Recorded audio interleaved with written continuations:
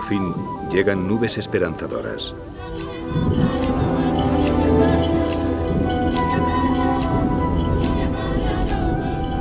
Grandes cúmulos se forman sobre la sabana reseca y con 3 años de retraso descargan por fin la lluvia.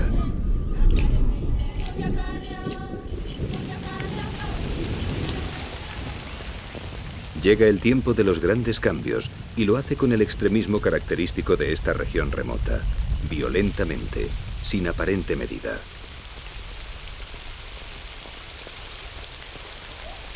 Las lluvias producen un milagro en esta frontera del desierto.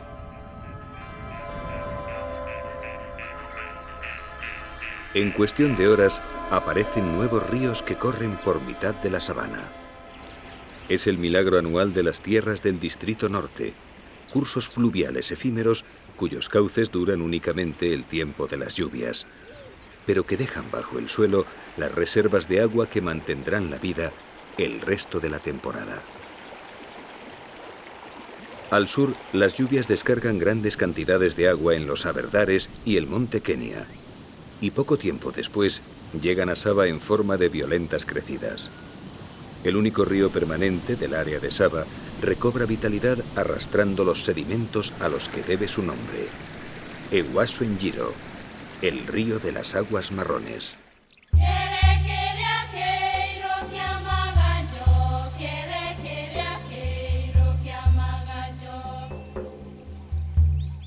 El verdor vuelve a las tierras de Saba.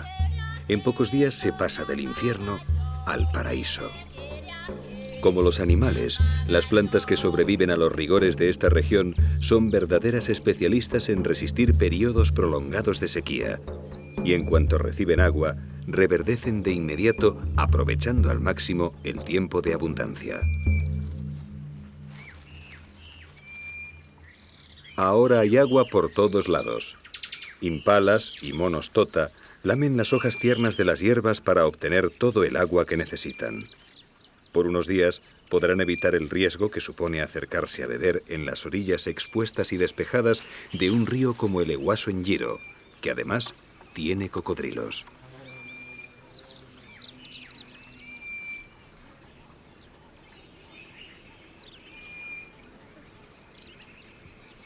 Poco después de las primeras lluvias, del suelo de la sabana surgen emisarios alados que van a revolucionar a un ejército de pequeños cazadores. Con la humedad, las termes vuelan fuera de sus casas subterráneas y su salida avisa a los ávidos predadores de miniaturas.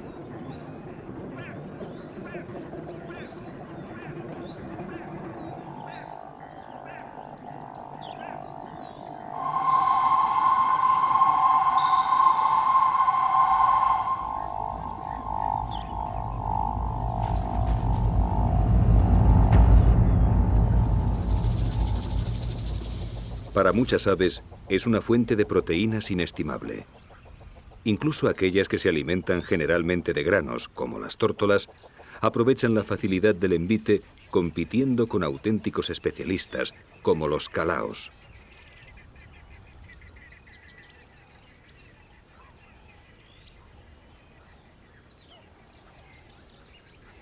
También los nectarínidos atrapan algunas termes a pesar de que su pico está diseñado para libar el néctar de las flores.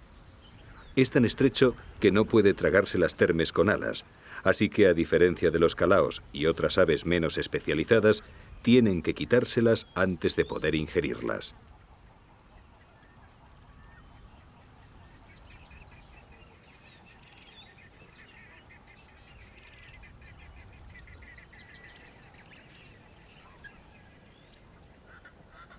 Entre los mamíferos de Saba, la aparición de las termes no pasa desapercibida.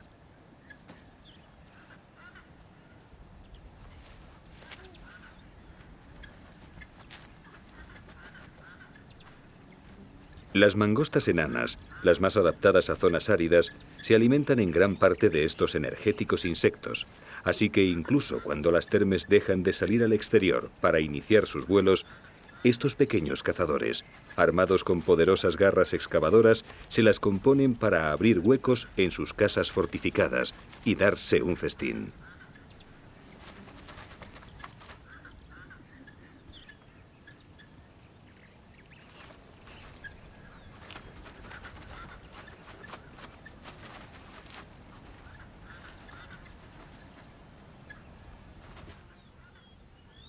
Las lluvias alteran por completo el paisaje de Sabah. No solo reverdecen y multiplican las plantas, sino que las llanuras abrasadas, donde solo parecía moverse el viento, se llenan ahora de una fauna que apenas unos días antes aquí parecería imposible.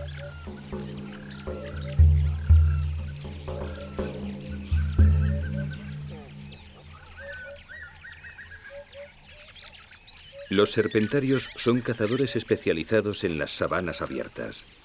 Sus largas patas zancudas pueden confundir a primera vista, porque los serpentarios, a pesar de su aspecto, son rapaces, y eso equivale a decir que son grandes cazadores.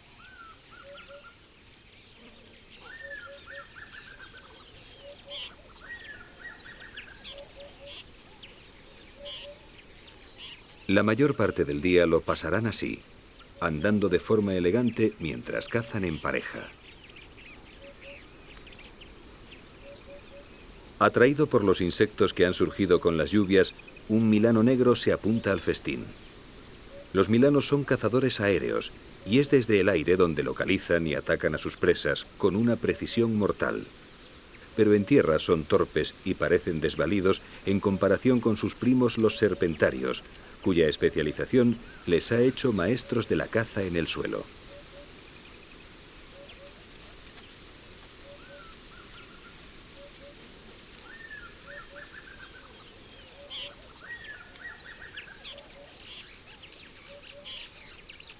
La dieta de los serpentarios va desde pequeños insectos y aves hasta roedores e incluso algún pequeño felino. Y esta pareja de tímidos zorros de orejas de murciélago prefiere no arriesgarse y ponen tierra por medio.